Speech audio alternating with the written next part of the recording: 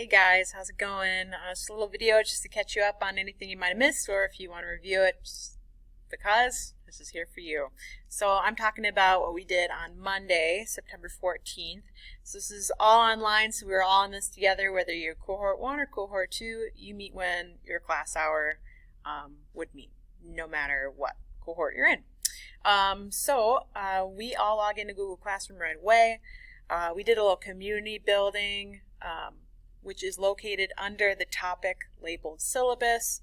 It's the Flipgrid personal intro. Please make sure you complete that item. The directions are linked to that Flipgrid item there. Record your work and present it for the class.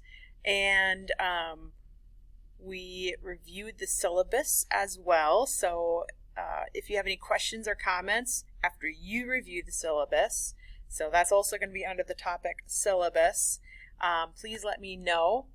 You may have some that come up, and that is just fine. But yeah, so that's what we did today. Community building, do your Flipgrid. It's under the topic syllabus. Review the syllabus, which is also under the topic syllabus. And if you have any questions, let me know. I'll see y'all tomorrow.